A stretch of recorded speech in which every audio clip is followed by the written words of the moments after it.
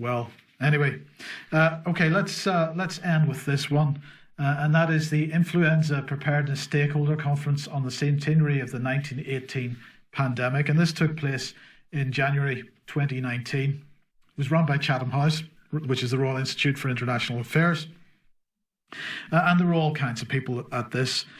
So I'm going to show a little bit of video here of Mark van Ranst, who's was the Belgian flu commissioner, and he was talking about the importance of the use of the media in pushing forward a narrative when it comes to this kind of public health issue. And remember, this was over a year before we started to see exactly the things he was talking about happening in real life, so to speak.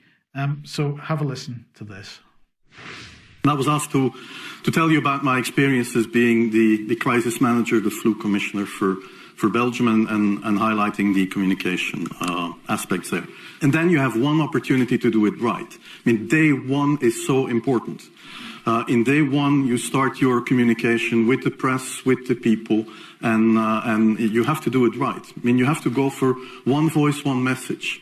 In Belgium, they chose to appoint a non-politician to do that. I mean, I have no party affiliations, and that makes things a little bit, at that time at least, a little bit easier, because you're not attacked politically, majority, minority.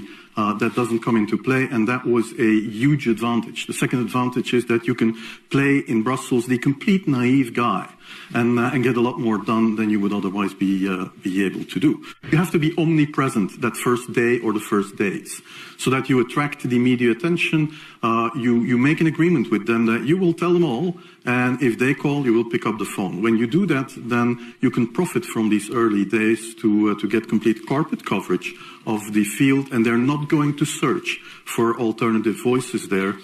And if you do that, that makes things a lot easier. And then you have to say, okay, well, we will have H1N1 deaths. Of course, that would be unavoidable. I used there Sir Donaldson's quote, where he said that in the UK, by the peak of the epidemic, 40 people would die per day at the end of the summer. So 62 at that time million people in the UK, 40 deaths a day. I worked it out for Belgium. That would be 7 deaths a day at the peak of the epidemic. I used that in the media. 7 Belgian flu deaths per day at the peak of the epidemic would be realistic. That is true in every year, even interpandemically. That is very, very conservative. However, talking about fatalities is important, because when you say that, people say, wow, what do you mean? People die because of influenza? And that was a necessary step to take. And then, of course, a couple of days later, you had the first H1N1 death in the country, and the scene was set and it was already talked about. And then you had to pick. Okay, so it's pretty clear there. He's making it very clear how you run a narrative whenever you are presenting this kind of information. And a couple of points there. The one he made about deaths is really the most important thing, I think, because what he's saying is you take a number which is normal. It happens every year, but it's not reported normally. And then you take that number and you start reporting it, and people think that there's something special about that number, right?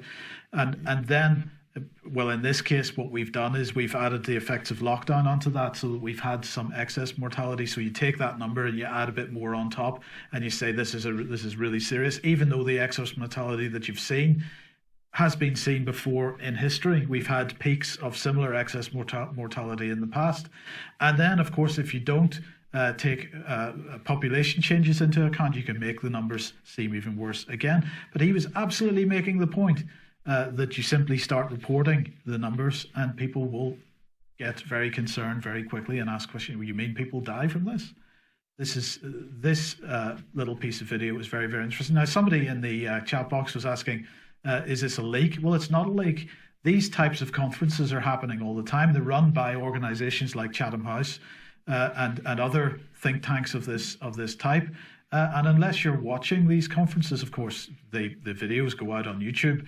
whoever sees them, other than people that are either invited to the conference, know that the conference is happening, or if you've happened to have been watching the UK Column News, because we tend to report that these types of things are happening on a fairly regular basis, and then you pay attention to it. Otherwise, they don't get media coverage, and this has been a very key point that I've been trying to make really for quite a long time, and that is what's reported in the mainstream press is important.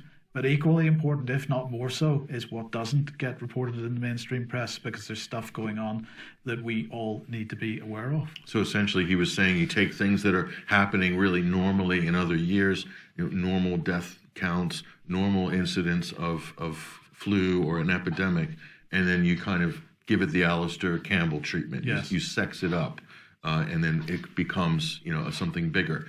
You could do the same thing with the seasonal respiratory virus, I'm told. Turn it into a rock star, turn it from a regular busker to the Rolling Stones.